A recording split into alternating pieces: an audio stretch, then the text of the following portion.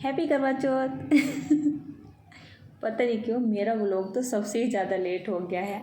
इस व्लॉग को शूट करने का ना मुझे टाइम बिल्कुल भी नहीं मिला है। और देखिए आज मैंने अपने व्लॉग की जो एंट्री है ना कहाँ से की है, एक नए अंदाज में। अच्छा, मुझे साड़ी में देख के जितने मतलब शौकताब हो ना, उससे ज़्यादा ना मैं हो जाती हूँ।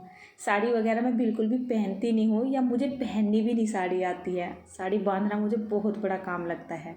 और साड़ी बांध के तो वैसे भी ना मैं मैडम बन जाती हूँ, ऐसा लगता है जैसे अब पानी भी कोई और ही पकड़ाएगा।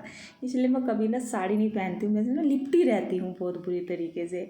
देखिए हालांकि मुझ में साड़ी काफ़ी अच्छी लग रही है, मैंने तो आज ही अपने आप को देखा है साड़ी में इस तरीके से। तो काफ़ी मतलब ठीक ठाक ही लग रही है, इतनी बुरी भी नहीं लग रही है जितना मैं सोचती हूँ। तो लेकिन साड़ी में ना काम करना बड़ा जो है ना डिफ़िकल्ट काम है। शाम के ना 4 बज रहे हैं, करवा चौथ वाले दिन का ये व्लॉग है, छोटी सी क्लिप ही है। और शाम के 4 बज रहे हैं और मैं यहाँ पर तैयारी कर रही हूँ खाने की। तो मैं जो जो खाना बना रही हूँ ना वो तो मैं आपके साथ शेयर ही कर चुकी हूँ। क्योंकि हमारे यहाँ पर करवा चौथ में बनती है कढ़ी, चावल, पूरियाँ या फिर चपातियाँ वगैरह, और सूजी का हलवा बनता है। तो वही मैं सब कुछ बना रही हूँ।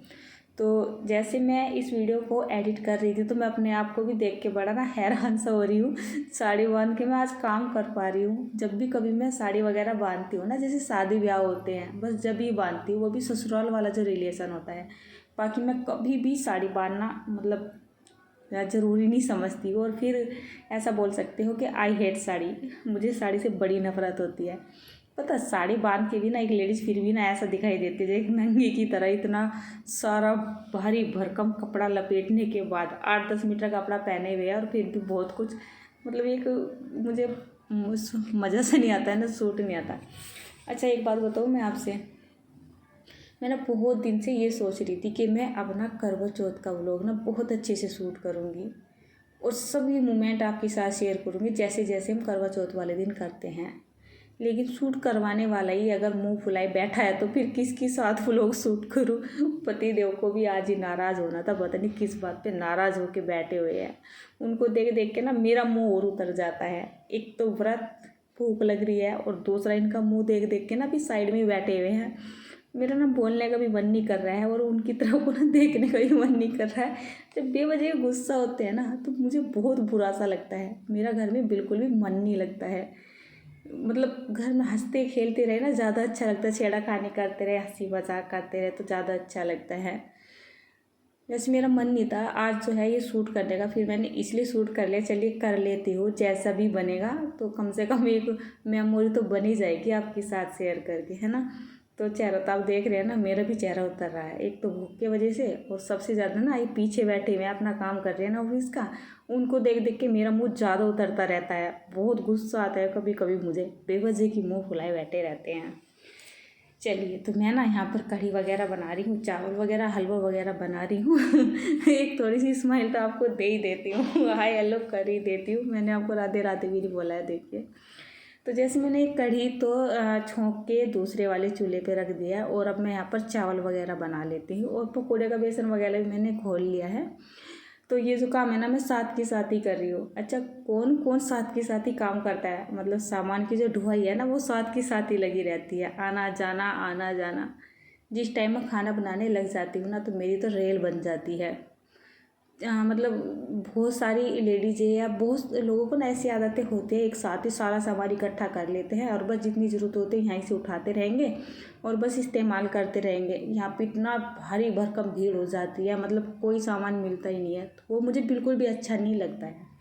अच्छा, कभी कभी वैसे मेरे साथ हो जाता है ऐसा, जैसे मैं सामान लेके आती हूँ तो यहाँ पर बहुत सारी भीड़ भड़ाका सा हो जाता है, तो मेरा मन बिल्कुल नहीं लगता है काम में। मुझे बिल्कुल साफ़ सफाई और मतलब एकदम ना खुला खुला माहौल ज़्यादा अच्छा लगता है, भले मेरे काम करने का माहौल हो या मेरे घर का माहौल हो, कुछ भी हो चाहे।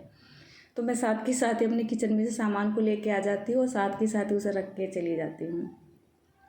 अच्छा ये लीजिए, मैंने पलट दिया है यहाँ पर डब्बे से चीनी। तो जैसे सूजी वगैरह है और जो चीनी वगैरह है, पानी वगैरह है, हम काम करते करते इतने एक्सपर्ट हो जाते हैं कि हमें पता लग जाता है इसमें कितना सामान जाएगा कितना नहीं जाएगा, तो अंदाज़न बहुत चलता है हमारा। वैसे जब भी मैं आपके साथ जो है रेसिपी वगैरह शेयर करती हूँ तो उसमें तो मैं आपको पूरा मेजरमेंट ही बताती हूँ, कहीं आपकी रेसिपी ना ख़राब ना हो जाए। बट हमें तो ये काम करते करते बहुत साल बीत चुके हैं, तो बहुत अच्छा खासा ना एक्सपीरियंस भी हो जाता है। तो जैसे मैंने यहाँ पर ये सूजी का हलवा बनाया, इसमें अंदाज से पानी डाल दिया था, सूजी डाल दी थी, घी भी डाल दिया था, और यहाँ पर ये मैंने चीनी वगैरह भी ऐसे ही डाल दी थी। यकीन मानिए इतना परफेक्ट हलवा बना था कि मेजरमेंट से बनाती हूँ ना तब भी इतना टेस्टी नहीं बनता है जितना टेस्टी ये बना था। चलिए आज ना मैंने इस हलवे को थोड़ा ना टाइट यानी कि ठीक रखा है। मुझे यहाँ पर इसके पीस कट करने हैं, क्योंकि आज की जो ये थाली बन रही है ना, ये बन रही है बहाने के लिए। बहाना समझते हो ना आप? जैसे मतलब शाम के टाइम में हम पूजा करते हैं और अपने से बड़े को जो खाना दिया जाता है, हमारे यहाँ पे उसको बहाना बोला जाता है, और कहीं तो मुझे पता नहीं क्या बोला जाता होगा। तो उसकी तैयारी हो रही है। यहाँ पर ये मैंने मसाला पूरी का आटा भी लगा लिया है, और अपना मैं इसमें पकौड़े डाल देती हूँ।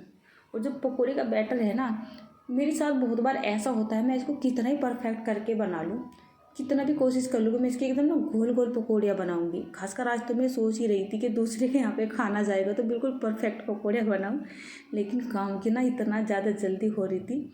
ये जो पकौड़े थे 2 बैच में बनने वाले थे, इनको मैंने एक में ही डाल दिया और वो एक दूसरे से चिपक गई। बनी तो काफ़ी अच्छी थी, सॉफ्ट भी बनी थी। थोड़ा ना जल्दबाजी में ऐसा हो जाता है। तो ना अब टाइम हो चुका है, लगभग में 5:45 बजेगा ये सारा काम करते करते। अच्छा, जो कढ़ी बनाई है ना मैंने, उसको मैंने सबसे पहले छोंक के और दूसरे वाले चूल्हे पे चढ़ा दिया था। आज की कढ़ी भी ज़्यादा बन रही है, और जो है मतलब अगर अच्छे से नहीं बनेगी तो खाने में भी अच्छी नहीं लगेगी। तो उसको ना मैंने दूसरे चूल्हे पे चला के कम से कम उसको 1.5 से 2 घंटे के लिए पकाया है, गैस को बिल्कुल लो करके। अच्छा, जो दादी माँ और नानी माँ और मेरी मम्मी हैं और मेरी सासू माँ हैं, तो वो ना अक्सर ये बोलती है, जैसे कढ़ी वगैरह होती है ना, इनको बहुत ही धीमी धीमी आंच पर और ज़्यादा टाइम के लिए पकाना चाहिए। जितना ज़्यादा कढ़ी को पका लिया जाता है ना, इसमें ना टेस्ट बढ़ता है। कढ़ी में जब तक ऊपर लाल लाल पपड़ी नहीं आने लगती है ना, हमें जब तक कढ़ी को पकाना चाहिए, अपने आप से टेस्ट बन जाता है, भले तड़का कैसा भी लगा ले। अच्छा, भोग का भी खाना बन रहा है और ये त्योहार का भी खाना बन रहा है, तो इसको मैंने ना बिना लहसुन प्याज के बनाया, बहुत ही कम मिर्च मसालों से। कल जो मतलब जो मैंने रेसिपी आपके साथ शेयर की थी, उसमें तो मैंने थोड़े से खड़े मसालों का इस्तेमाल भी किया था, बट इस कढ़ी में मैंने खड़े मसालों का इस्तेमाल बिल्कुल भी नहीं किया है। तो ये जो खाना है ना, मेरे जेठ जेठानी के यहाँ पे जाएगा, और उनको ना मिर्च मसाले मतलब उन्हें ज़्यादा पसंद नहीं है। वैसे भी मेरे घर से जब खाना जाता है तो उन्हें ऐसा लगता है जैसे मैं बहुत मिर्च मसाले डालती हूँ। मेरे हिसाब से तो बहुत ज़्यादा टेस्टी होती है। जब हम अच्छे से सब्जी वगैरह को ना पका लेते हैं ना, मसालों को भून लेते हैं, बहुत सिंपल मसालों को भी, बिना गरम मसाले के बोल रही हूँ मैं आपको, तो बहुत टेस्टी लग जाती है। और टेस्ट जब वो मतलब खाना खाते हैं ना, और उन्हें टेस्ट कुछ यूनिक लगता है अपने घर से अलग, तो उन्हें ऐसा लगता है मैं इसमें मिर्च मसाले डालती हूँ। जबकि मैं अपनी सब्ज़ी में कभी भी मिर्च मसाले ज़्यादा नहीं डालती हूँ, बहुत सिंपल वे में बनाती हूँ। चलिए, ये हमारी पूरी भी तैयार हो चुकी है। अब मुझे क्या करना है, अब मेरी पूजा का टाइम हो चला है, लगभग में 6:30 बज चुके हैं। उसके लिए मैंने एक यहाँ पर उपला लेके आ गई थी। जब जोत उठाते हैं तो उपले की उठाते हैं, अब मिट्टी का चूल्हा वगैरह तो चलता नहीं है घर में, तो इसी पे थोड़ी सी ना आँच कर लेती हूँ। और देखिए हलवा भी ना अच्छे से ठंडा हो गया है। मैंने इसको 1 घंटे के लिए ना फ्रिज में छोड़ दिया था। इसके पीस कट कर लिए हैं और इसको ना इस तरीके से पलट लेती हूँ, तो देखिए बिल्कुल बर्फ़ी की शेप में निकल रहे हैं ये, देखिए इस तरीके से। ये वाले जो हलवा है ना, ये वाला जो हलवा है खाने में ना बहुत टेस्टी लगता है। जैसे हम हलवा खाते हैं ना नॉर्मल, थोड़ा सा पतला सा बना के, अगर हम इस तरीके से बना लेते हैं ना तो ज़्यादा टेस्टी लगता है। आप बना के ज़रूर देखिएगा। चलिए, सारा काम हो चुका है और यहाँ पे मैंने ये थाली लगा दी है। पहले मैं पूजा कर लूँगी, उसके बाद उनके घर पे जाके पैर छू के ये बहाना दे के आ जाऊँगी। अभी ना बहुत काम है, हमारे यहाँ पे 7-8 घर है, सबके यहाँ पे जाना पड़ेगा, पैर छू के आने पड़ेंगे चाँद निकलने से पहले ही, तो बहुत काम हो जाता है। चलिए, मेरी थाली ना तैयार हो चुकी है, और थाली को देख के मुझे याद आया, पैसे कहाँ चले गए तो चलिए इसमें ना कुछ रख तो लेती हूँ। अच्छा, हमारे यहाँ पे ऐसा है कि जैसे हम ये बहाना देने जाते हैं ना अपने से बड़ों को, या तो उसमें कपड़ा वगैरह रखा जाता है या फिर पैसे वगैरह रखे जाते हैं।